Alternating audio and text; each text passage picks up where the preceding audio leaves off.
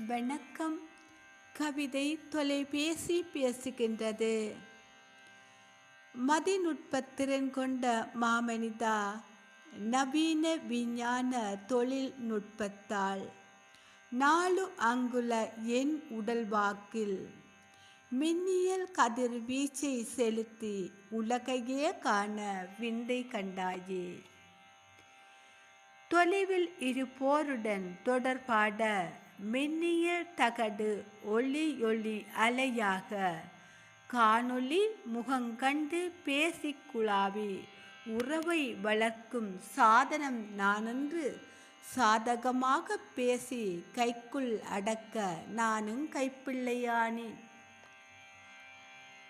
ஆயிரக்கணக்கான புத்தக அறிவினை சுமந்து அகிலத்தின் அறிவியல் ஆக கைக்குள் தவழ்ந்திட, அழியா கல்வியினை அழகாக கற்று தேறிட, பட்டங்கள் பெற்று சாதனைகள் படைத்து உயர் பதவி பெற்றிட உறுதுணை ஆனேன்.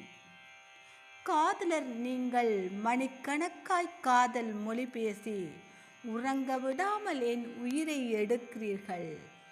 கண்கட்டவன் என்ன கண்டபடியும் திட்டுகிறீர்கள்.